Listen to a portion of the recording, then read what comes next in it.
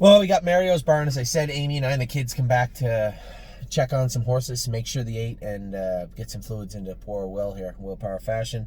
So I'm sitting here for another 25 minutes or so. I figured I'd finish off the barns here at the barn. So I'm in front of Mario's barn, looking at all the horses with their heads out the door, looking at me.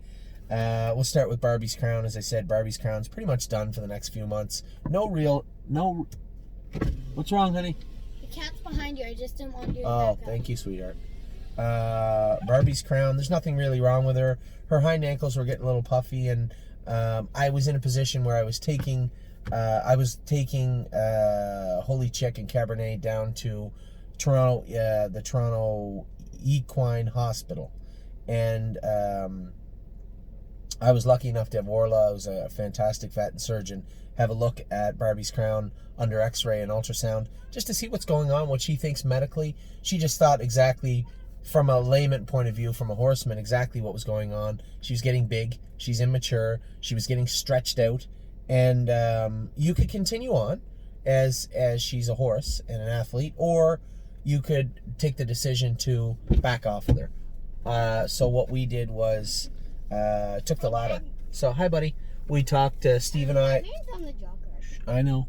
What we did was we made a decision, Steve and I, who own Barbie's Crown, that rather than as I say, sometimes poke the bear, play with fire, we were going to simply give this filly time to mature. I think she's got talent, she's got speed, she's got a great attitude and a great work ethic. Nothing really would lead you to believe that she wouldn't be an effective filly later on. And you're going to see some of this, right? We have 60 horses. 50 of them are ready to qualify. Some are going to need time off, like Gray's a New Red had a line in her pastern. We're going to get that rechecked in a couple of weeks, see where we're at with her. Very talented filly, no problems whatsoever. We just can't push on. We could injure the horse. The big filly down here, Rose Run, Why Not? Same thing, line in her knee. Beware, right? You're gonna hurt horses, and when you're talking about horses, those two especially, the caliber and talent that they've shown, that they have. Just be smart. You know, you don't have to be an excellent horseman. Just don't be an idiot. And when it comes to Barbie's Crown, it was a pretty easy decision to make. Here's a filly. I'm seeing her legs starting to fill up a little bit. Obviously, what's taking place is she's taking weight from the front end, putting it on the back end. You're going to see those ankles get a little puffy. Okay, put bandages on her overnight. You're going to see those hocks start to get a little warm. You're going to see her back start to get a little tight, and then you can just start the clock ticking, because it's only a matter of time before something happens. And if we were lucky, it was going to be a sore back and maintaining her hocks and working on her feet. Or you could just do what was smart and say, listen, here's a filly we think has a lot of potential. Let's do what's right for her. I had a gut feeling when I brought her. I put her on a trailer and trucked her 40 minutes to have a surgeon look at her. Not because she was lame. I just wanted a second opinion. And what I'm seeing, what does that translate to medically? And it was exactly the same thing. I looked at her and said, geez, I'm worried she might need a rest. The vet looked at her and said, might need a rest. So I'm very, very fortunate that we have great owners like Steve, partners of mine, and other people in the barn that are understanding of that. I never had one person complain when we took Carry a Big Stick and Set the Mood and turned them out for a month. Because everybody wants to see the horses at their best. And if they need time off, and I'm very fortunate in the fact that our clients are the caring professional people they are. I mean, talk about caring. I mean, you look at, we raised $10,000 for Danny and Aaron in a time when money's tight. Money's very tight. And I'd said this to you a million times, and I say this to everybody. We have the best clients, and they prove it time and time again. Not one person complained when I said Set the Mood and Carry a Big Stick, just need time. Steve was the one that I said, well, maybe give her a month off. He said, let's give her more. Because he understands, right? And you guys know that we're trying to do what's best for all the horses all the time. And to be in business with people that understand that, recognize that, and are on the same page and the same wavelength as us says a lot about our clients. And we do have the best clients. So for Steve, thank you for having my back on that. It was a tough decision, tough call to make. And I'm glad that we were on the same page.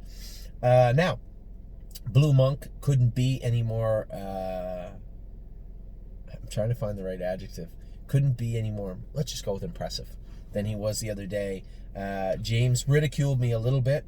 I got off the bike and I said, listen, we've never had any massively fast pacers. Sunshine's Finest and the like of him, similar horses to him, good horses, kind of gatekeepers in that gold division, decent horses. We've never had any monsters that have won the 2-year-old pacing gold. I've never won a 2-year-old pacing gold with a horse I've trained. But Blue Monk, I won't this year because Mario trains him, but Blue Monk, I think, you look at Blue Monk, Beef and Cheddar, Adrenaline Rush, Warwy Was Up, No Free Lunch, and then if horses like Better's Hope come forward, I know I'm missing a horse. Can't think of who it is, but just very fortunate with the horses we have this year going into this year. And I said to James when we come off the track, I said, I don't believe I've ever trained a horse more talented than this horse. Now, again, James was going with Beef and Cheddar. I was going with Blue Monk. So James thinks Beef and Cheddar is the best of the two of them. There's a razor thin line there, and I think they're going to go back and forth, back and forth. I would love nothing more than it to be Larry Bird and Michael Jordan. But at the end of the day, I just want to see them be effective horses. Blue Monk is an exceptional horse. So I really like him. Canadian Titan was good in training. She's been in 2-2. We've talked about it. Every 3-year-old we have, even Overdue Mission is getting closer, and she just had OCD surgery. So every 3-year-old we have is ready to go right now. With the exception of her, she might need just a couple more weeks. Canadian Titan was great in training today again, has been great. Cut the Line, we made another couple little shoeing adjustments. We're working on her feet. I think you're going to see Cut the Line come out and train really great over the next 3 weeks. Keep in mind, Cut the Line might be a little bit behind what took place here the other day. Cut the Line's got lots of time. Mid-July is when the stakes start. First part of July is when the stakes start for the babies. It's not even June yet. 5 solid weeks before she has to race. If she's a gold filly, 5 solid weeks. If she's not, 5.5 maybe. But Cut the Line will be ready to go. Enduring Strength's ready to qualify. Trained in 2-2 last week. Trained in 2-5 this week. Last half in 58 at the farm. Looked really good. Just looks better. And really, really happy with what I've seen from him. First Glance. I told you guys you were all wigging out about, oh my God, what's wrong with First Glance? He looks terrible. He's running. He's throwing his head. He's pulling. He's run away. Relax. Relax. It's all part of the process. Every horse is different. And First Glance may have taken a left turn when he was supposed to take a right at the end of April and just got a little goofy and got a little hot. But it appears that we have him under control. I think there's a few little spots we have to work on. I think his knees bother him a little bit, somewhere in his left hind. But those things will come. I think most of that left hind stuff comes from the front end. We've changed his footwear up front. I think it's clearly helping him. So I think it's just a matter of allowing him to grow as a racehorse and keep an eye on that stuff. So really, really happy with what I saw from First Glance this week. That was a good mile, 2.6 last half and 59, but came first over to get the win. And that shows tenacity, and that shows a willingness to finish off his work. And that's what we want to see. Frilly Fringes, I had it before. People say, what do you mean you turn Frilly Fringes out? She's not turned out like Set the Mood and carry a big stick for a month. Go, honey. Take her back to the barn, sweetheart. The only place Frilly Fringes is just out eating some grass, right? She just felt like she had a little bit of a funk. She just wasn't awesome. So we took and turned her out in the grass yesterday. Ollie and I were picking up. We went down to Toronto Equine Clinic to pick up Holy Chick and Cabernet. And on the way home, we dropped them off at their stalls. And I said to Ollie, it was like 4 o'clock in the afternoon. I said, you know what? I'm going to turn Frilly Fringes out for 5 days. I called over to the farm and I said, can you guys take Ava, come on. You know what I'm about to say. Get her off there. Now. Yeah. What happens if she falls forward, honey? Yeah. Oh my God.